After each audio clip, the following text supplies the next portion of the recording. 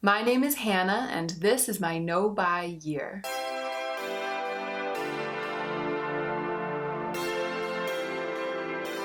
Every month I think surely I will have fewer empties than I had the month before because I'm not buying anything except for replacements of a few specific products, 2 or 3 things a month max, and I'm using things up at a rapid rate of speed, so logically at some point it has to start tapering off, but it hasn't happened yet.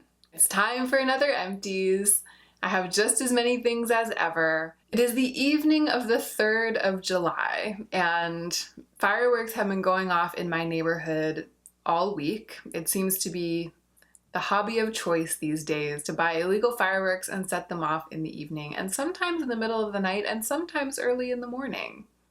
So if you hear noises in the background, that is what that is. I'm just going to talk through it. They're going off so frequently that for me to stop and restart every time a firework interrupts me, I think would just be too much.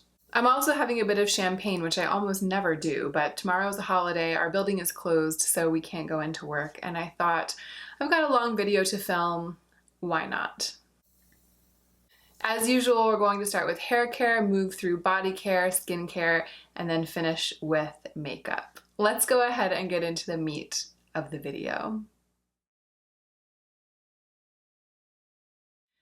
You may remember that last month, was it last month? I finished up my favorite shampoo of all time, which is the IGK 1995, the shampoo and texturizer in one. This was my second favorite shampoo that I had in my collection. It's the Christophe Robin Regenerating Shampoo with Prickly Pear Oil. I purchased this product before the IGK product was even released, I believe. I've definitely had this for over a year. This is really nice if you want a luxury shampoo. Like if you want to pay luxury prices for a luxury shampoo that's really nourishing for your hair, that's good for your hair, that leaves your hair, you know, not stripped but clean, just normal, very good high-end shampoo business. I do recommend this. I like this line. It's very it girl, it's very haute, I think, and they have a lot of nice stuff. I wouldn't buy this again, not only because I have discovered another shampoo that is my holy grail for all of life, but just because of the price. I liked it a lot, but I wouldn't buy it again. I had 2 little deluxe sample sizes of the Moroccan Oil Dry Texture Spray. If you saw my favorites for May, then you would have seen that this little sample made this a favorite for me because it just made my hair so gritty. So gritty. Like if you spent the day at the beach and your hair is so full of salt, meaning like you got in the sea. If you got in the sea and your hair is full of dry, sticky salt water and it looks gorgeous because of that, that is how this product made my hair feel and look and behave. And I don't know if that would be a selling point for you. Probably it will for some of you and it won't for some of you, but it's the truth and I love this product for that. I had this little sample of the Gloss Moderne Clean Luxury Mask. It was a silkifying type of hair mask and it worked. It conditioned my hair, it made it silky. I don't need a product like this in my life, and if I did, nothing about this sample made me want to rush right out and buy it over top of any other kind of hair mask or conditioner that I've ever tried. It just was fine. I had the shampoo and conditioner foil packs from this DB Hue Cool Blonde range. It's supposed to be for treated blonde hair to make it less brassy or keep it from becoming brassy. It's very, very, very purple. When it comes out in your hand, it's like really purple. I don't know if it works for that because I don't have colored hair. So I used it because I had it and, you know, it cleaned my hair and it made it soft and smell okay. And again, it was totally fine, but it's not for me.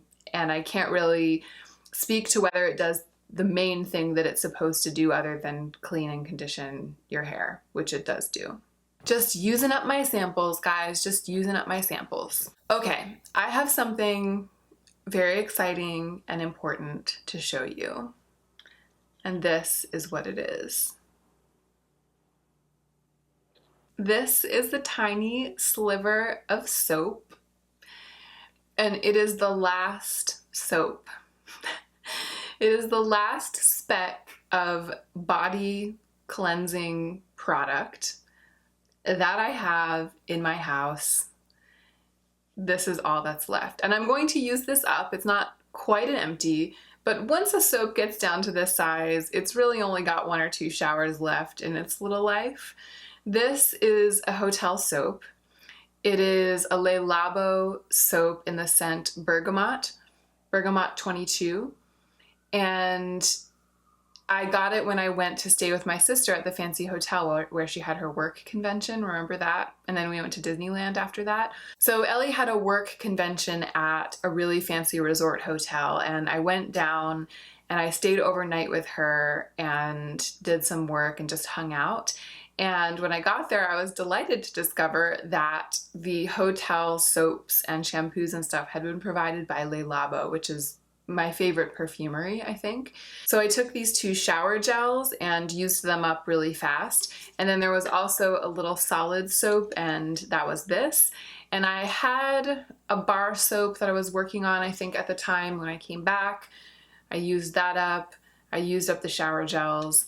And then I got to work on this, and it's been pretty tenacious. It's lasted for a while, but it is not long for this world. And I have already ordered a replacement. I ordered a soap from an independent soap company, and I learned about it through the Makeup Rehab subreddit, someone's list of things that they had panned, I think, things that they had used up. And they said I used up a whipped body soap from House of Glory. And it was in their winter scent. And then they gave the name of the scent, and it was something really intriguing. And I had never heard of House of Glory before. So I searched for it and I found their website. I'll link it down below. As far as I can tell, it's kind of like an indie Lush. They have these really beautiful, complex, and unique sounding scent concoctions, some of which are staples and some of which are seasonal. And then they use those signature scents in a series of products, body soaps, bath bombs, lotions, etc., etc. So I ordered one of their whipped body soaps. I feel excited about this because I've been thinking more about ethical consumerism, as you know, if you watched my monthly check-in. And part of that is not buying from fast fashion brands, starting to think about cruelty-free makeup. But another part of it for me is starting to think more about independent brands and looking at which items in my collection I can purchase from indie companies instead of from big corporations. So this is just part of that. I just decided to put my money towards supporting an indie company and trying out something from a small brand. And I'm excited to get my package in the mail. We'll see how it goes. The other thing about this product that I ordered is that it was incredibly inexpensive. I think it was $7 or $8 for a jar of the soap. I'm not sure how big the jar is. We'll find out when it gets here.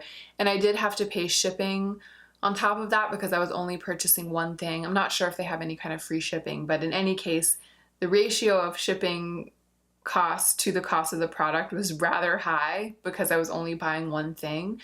That's okay with me. I'm so okay with paying for shipping in order to order fewer things. I just want to put that out there.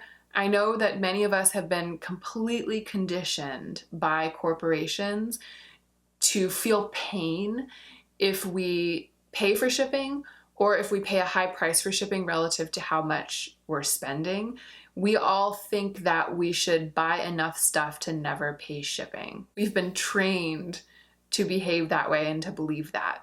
It costs money to have a thing shipped. Shipping costs money. So if you want to buy something from a shop and you don't want to drive there in your car, which also costs money, by the way, it costs you gasoline to drive and get there. It costs you the time that it would take to spend the whole afternoon going to the mall. So it costs money to get the thing to you. Whether you go to the store and get it or have it shipped to you, it costs more than just the cost of the thing to acquire the thing. and I am okay with paying that cost. So I think I paid $8-ish for the soap, $5-ish for the shipping. I will report back. That's it for hair and body. Let's move on to facial cleansing business. I think that this was it was a 500-point perk that was a Murad skincare kit. So there was a moisturizer sample and a night cream sample and an eye cream sample, I think, and this vitamin C cleanser. It's a foaming cleanser, very traditional soap. It was fine. It was absolutely not extraordinary and I would not purchase it, but this was a pretty hefty deluxe sample size and I got a lot of use out of it because a little went a very long way with this product. I had another little sample packet of the Korres Greek yogurt cleanser.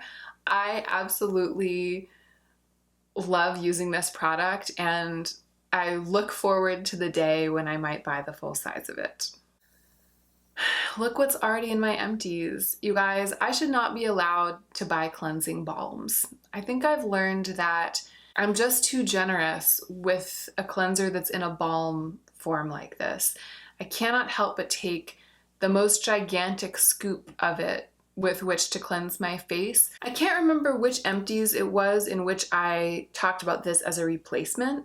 I think it was 2 ago, meaning that it would have been 2 months ago that I had just purchased this, but I will tell you it ran out at the beginning of this month. So it's been a whole month that I haven't had this. It was just right after I filmed my April empties that it ran out. I remember actually I had like 1 little scoop left. It was pretty much a month. It pretty much lasted me a month. This is the Hemish All Clean Cleansing Balm. It's a K-Beauty product. I got it from Amazon. It's really relatively inexpensive for a cleansing balm in a tub this size. I think it's maybe $16 or $17. But even at that low price, I need it to last me more than a month. I can't spend that much per month on a first cleanse. The Sea Berry Nutritional Cleansing Oil from Fresh is my favorite ever first cleanse. And I believe a bottle of that lasted me about 3 months. And I think the bottle's around $40. So that makes this much more expensive just in terms of how long it lasts.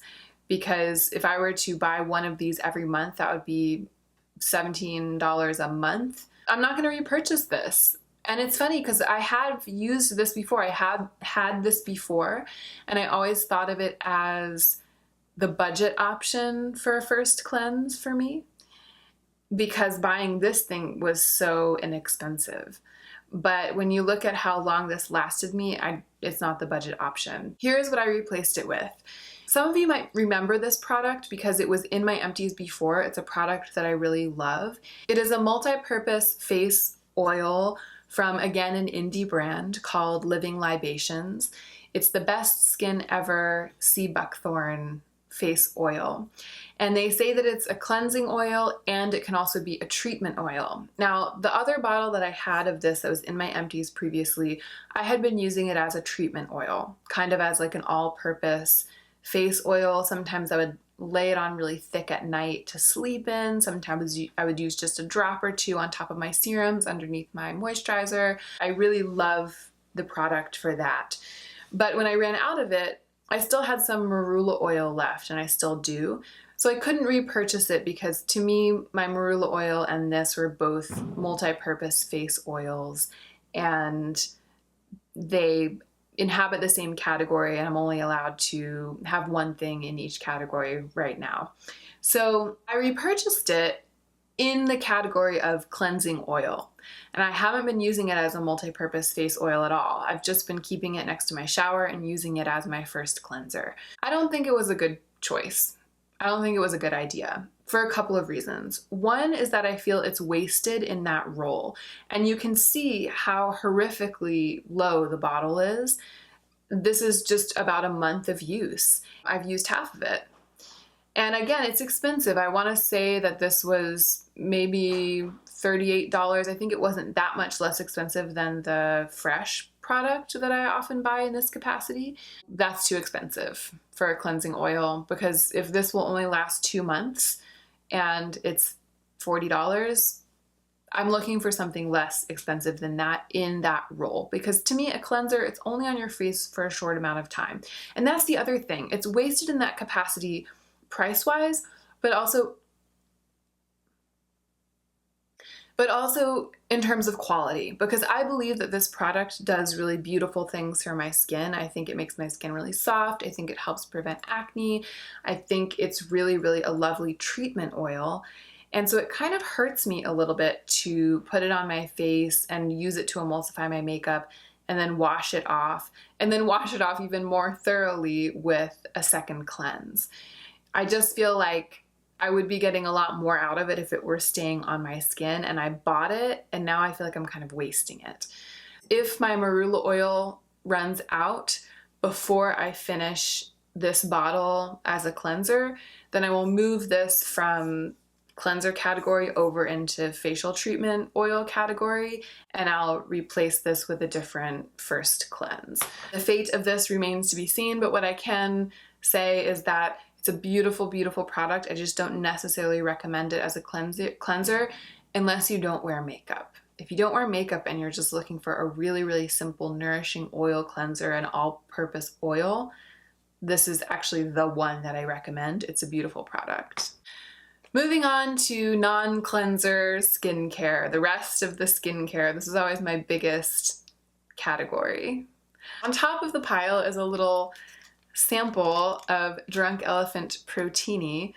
A friend got this for me when she was in Sephora after having watched my video about how much I wanted to sample Protini, and I loved it. But it's $68, and the capacity in which I would use it would be as a night sleeping cream. And here's the thing, another one of my empties this month is one of my night sleeping moisturizers. It's the Korres Wild Rose Vitamin C Sleeping Facial. I love this product. I love what it does to my skin. But this only lasted 2 months. I purchased it at the end of April. So it lasted for the month of May and for the month of June. Last night was the night that it kicked the bucket. I used up the last little bit last night. So it lasted 2 full months, but that was also with the surprise acquisition of the Sunday Riley Brightening Tidal Water Enzyme, blah, blah, blah, which I use in the same roll. So this was only half full when I got it, but it's almost empty now.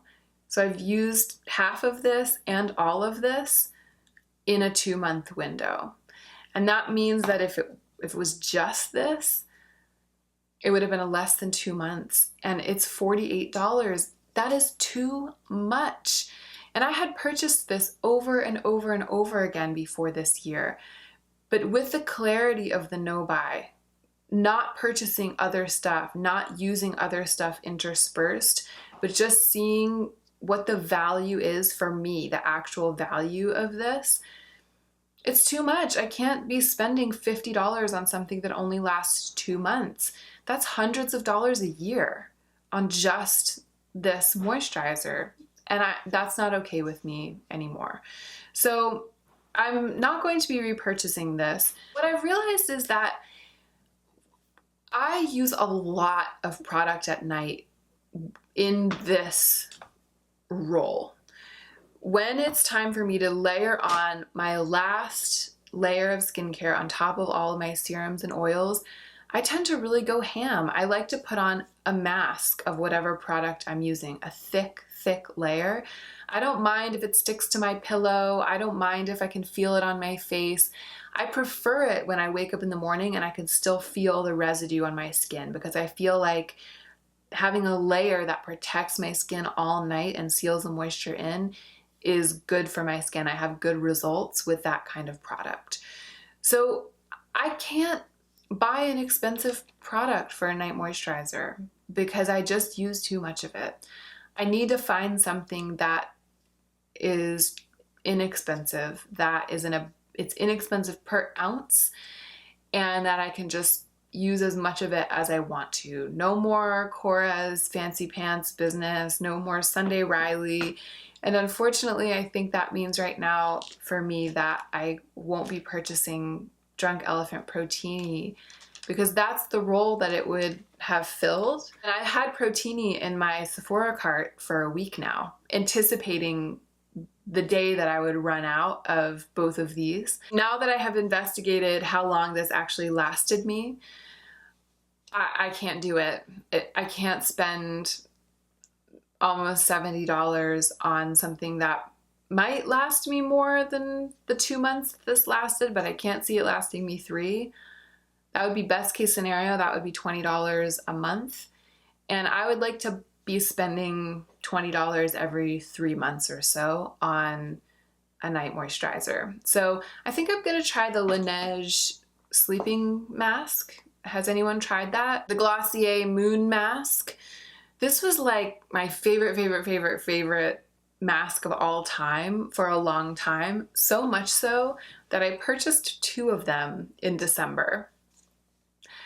I was like, I can't live without this. I almost never buy backups. No buy year or not, I almost never buy backups. It's just not really in my nature, which is funny because I'm going to be talking about 2 things that I bought backups of during this empties video. I just wanted to have it for the whole year or for as much of the year as I could. And at this point, it's good. Like, I still think that it's a decent kind of cream moisturizing mask. Also, mysteriously, I find that it can have a calming effect on acne, which isn't at all what it is billed as at all. It's basically just billed as a moisturizing mask.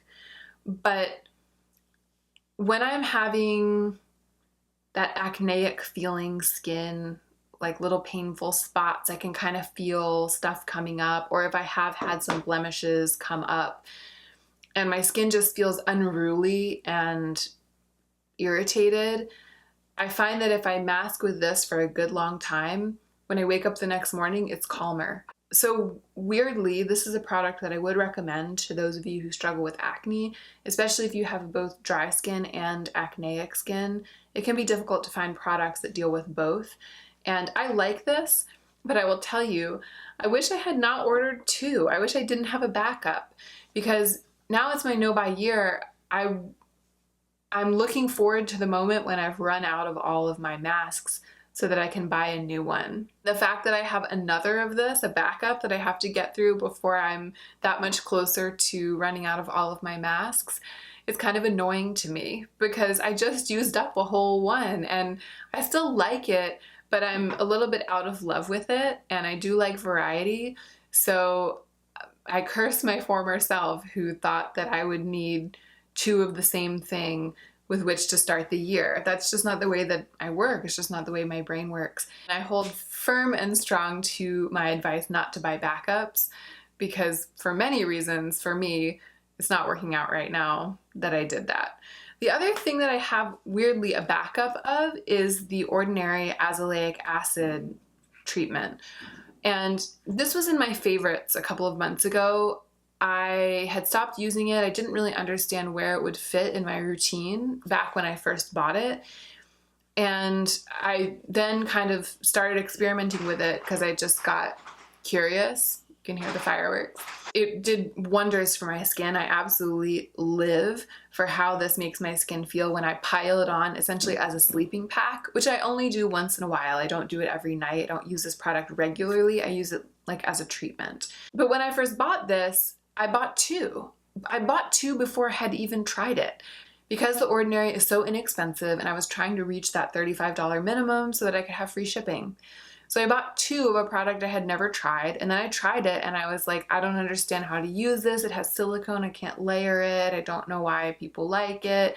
And then I had 2 of a product that I wasn't using. So I have one tucked in the back of my drawer.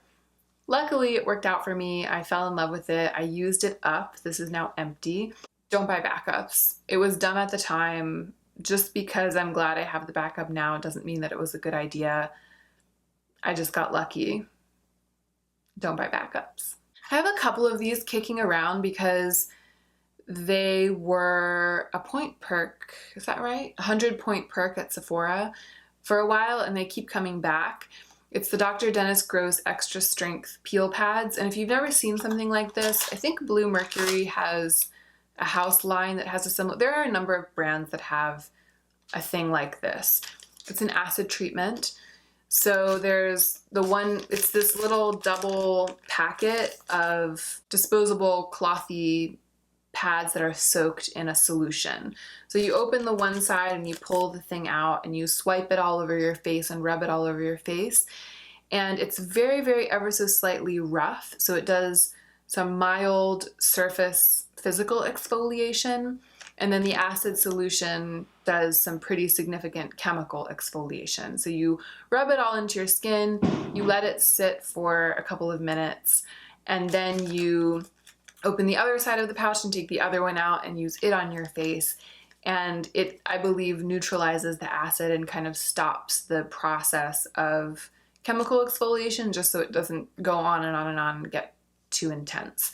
I had purchased this product before in the 10 pack or whatever it comes in, and you know, it produces a lot of trash. It doesn't feel very sustainable, both ecologically and monetarily, to buy these single-use types of things. If you are really struggling with large pores or blackheads or little bumps, like if you've suddenly gotten kind of like a little bumps situation going on, if you have any skin issues like that that are temporary and you want to reverse them or fix them, that's what I would recommend these for. I would recommend them for like a problem-solving situation. I wouldn't recommend them for constant use. I wouldn't recommend them as your source of acid. There are just so many other more sustainable ways to incorporate acid into your skincare. For example, I think that Lotion P50 does what these do. It's acids, it's chemical exfoliation. This is also acids, chemical exfoliation, etc. This has BHAs and AHAs. This just has AHAs, but I have BHAs elsewhere in my routine. So for me, this is like a treat, a once in a while type of thing, not something that I need to repurchase because it's in the category of AHAs and I have that covered in other places. I enjoy using it when I can get it as a point perk, and there are 3 in the packet, so I think that's actually a pretty good deal for a point perk. It's like the best value point perk that I've seen in a long time. I do recommend them, but for emergencies only.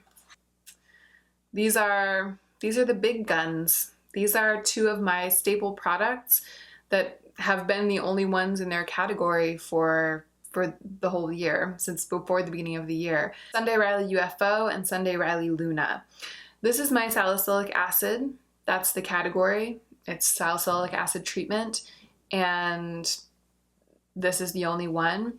This is my retinoid, and it's also the only one that was in my collection. I take turns using them, one each night, and I just use 3 or 4 drops at a time. So I'll use Luna one night, UFO the next night. These are the small bottles. So this is a ½ ounce, I believe. They also come in a full ounce, but I like buying the ½ ounce because I think the price per ounce is almost exactly the same. You might save a tiny, tiny bit if you buy the bigger bottle. This little ½ ounce of these 2, which together makes a full ounce, lasted me 5 months at the very least, but pretty much 6 months, half the year. I feel like they are best when they're fresh, and I would rather buy a new ½ ounce every 6 months or every 4 or 5 months than buy a full ounce and have it last a whole year and be opening, closing, and letting air in and letting it kind of get less and less fresh for the whole 9-10 months that I would be using the ounce bottle. I've already replaced these. In fact, the package just came today, and so I haven't even taken them out of the plastic. These are real staples for me. I think probably my #1 skincare product in my entire collection is my C-Firm A Day Serum from Drunk Elephant, and these are close on its heels. They might all be tied. UFO is salicylic acid, which is traditionally very drying. Sunday Riley put it in an oil so that you can use it consistently and it doesn't dry my skin out. Absolutely love it, and it has had a dramatic effect on my acne, and it has also had a dramatic effect on my sister's acne and the acne of other friends to whom I have recommended it. It is my #1 product that I recommend if you have acne. Luna, similarly, it is a retinoid. Retinoid is an ester of retinol, a lab-created retinol. It speeds up the turnover of cells. It means that baby cells are coming to the surface more frequently than the usual 30 days that it takes skin to cycle over. And it also helps with acne because it makes the pores purge before acne can set in. And it also helps with wrinkles because it's like your cells are changing places with each other faster than they can hold a wrinkle. At least that's the way I understand it. I'm obviously a doctor. I'm obviously a dermatologist, as you can tell. These are both indispensable to me. I believe in the ingredients, I believe in the company, I believe in those products. And if I could only keep 3 skincare products, it would be C Firma and those 2 babies. So I used them up and I replaced them. I had a little never-ending sample of eye cream from Clarins Super Restorative Total Eye Concentrate. This was fine for hydrating my under eyes. Didn't irritate my eyes, which is always a good thing with eye creams, but it didn't wow me and I wouldn't purchase a full size. The Eve Lom Rescue Mask. This is all used up and then whatever I could have squeezed out has gotten dried up because it's a clay mask. This is a very, very effective, super intense acne treatment, like for suffering skin. If you're breaking out all over your face and you really just want to calm it down.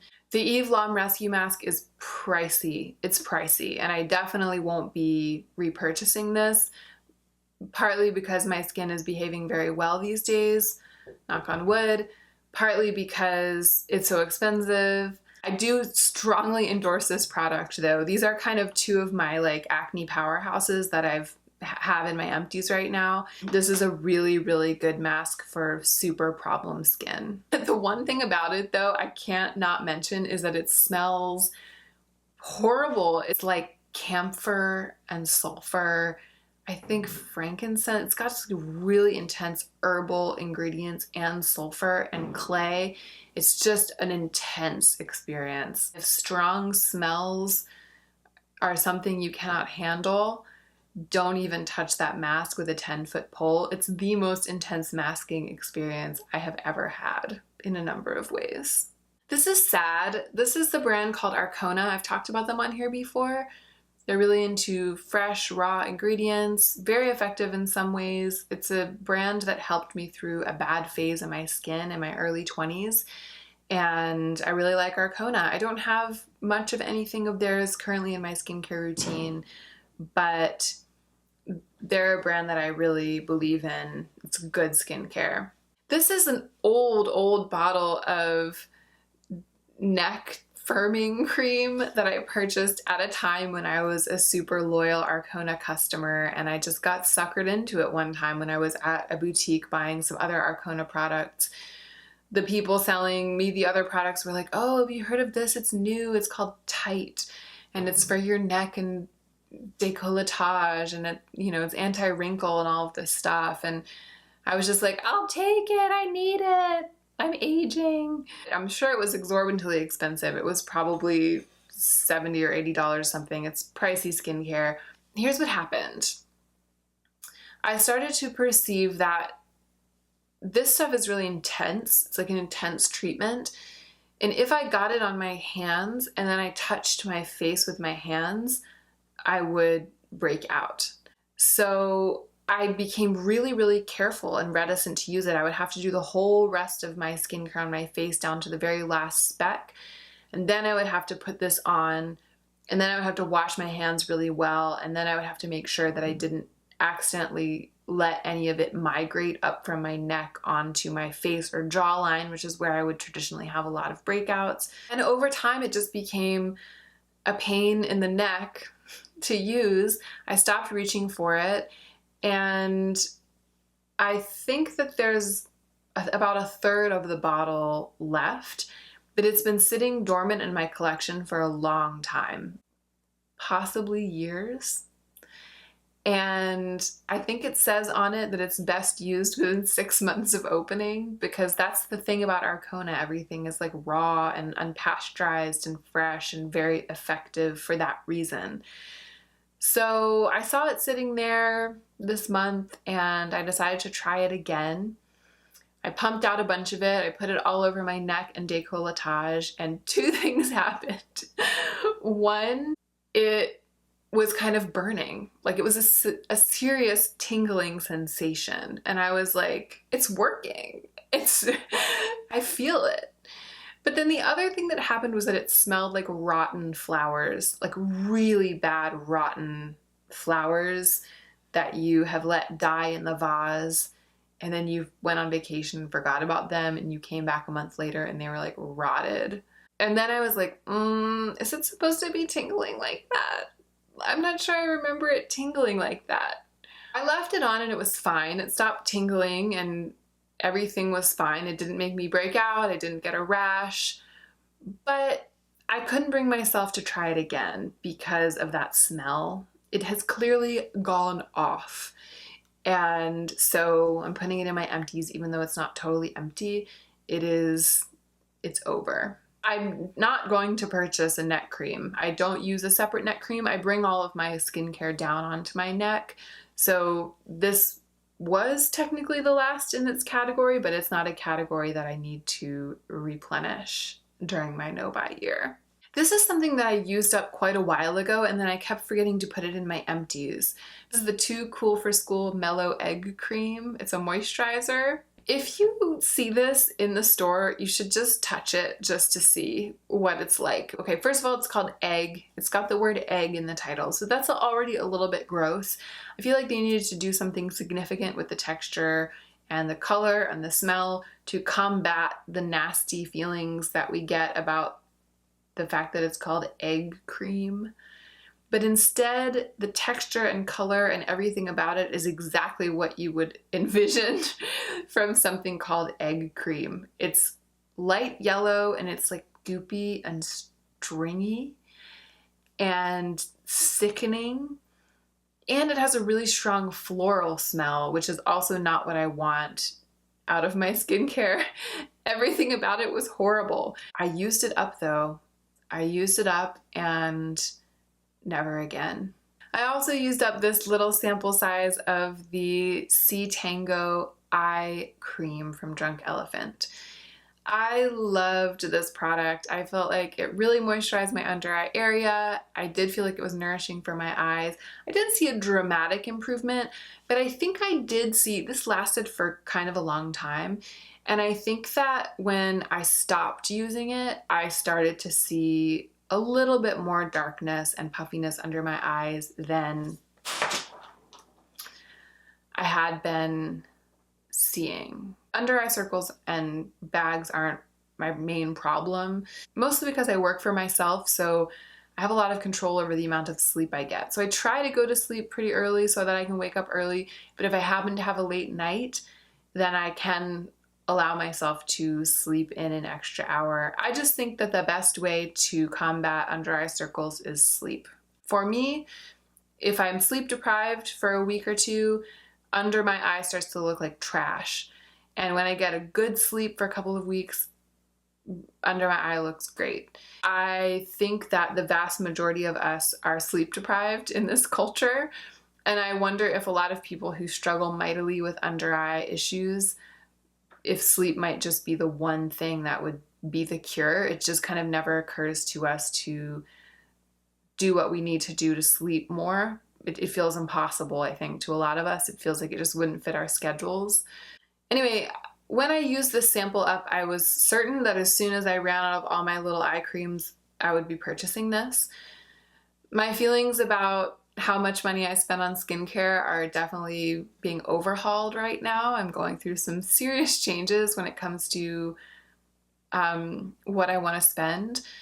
And so I'm not sure I'll buy it just because of the price. I do think that this is the best eye cream that I've ever used. I can actually confidently say that, partly because I think it did help with my under eyes, but also because It didn't sting my eyes and make them water, and I didn't wake up with puffy eyes when I used it, which a lot of eye creams do irritate my eyes, and they cause me to have watery eyes overnight and puffy eyes in the morning, which is totally opposite of what you want.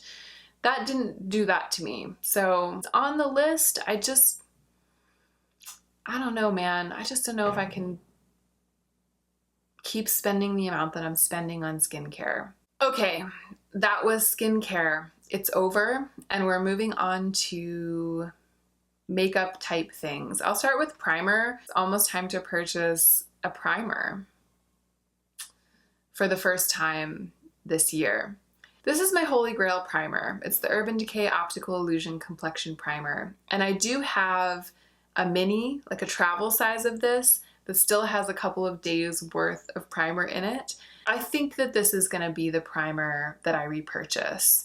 We'll check in about it in my next Empties video, but I toyed with the idea of getting an illuminating primer for a long time. I think this is gonna be it. I really, really love this primer.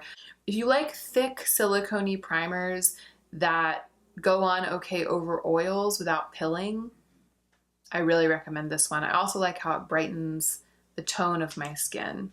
This little mini of the Cover FX Illuminating Setting Spray barely lasted like 2 weeks, and maybe I was using too much because it was really exciting, but I was not impressed by how long it lasted, and I also, by the end of it, I was a little sick of how very sparkly it was.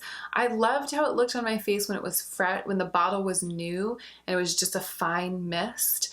But what everyone says is true. It's very, very hard to be sure that you're not going to get rogue spurts of glitter onto your face.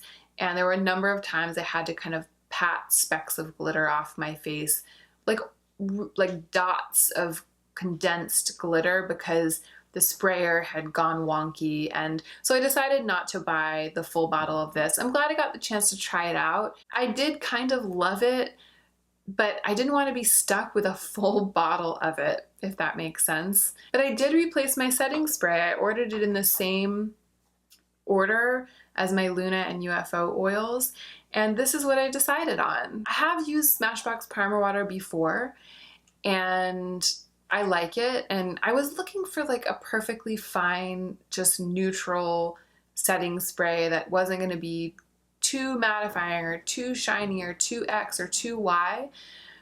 But I liked the fact that this had a scent, and it's just a little bit summery and a little bit exciting.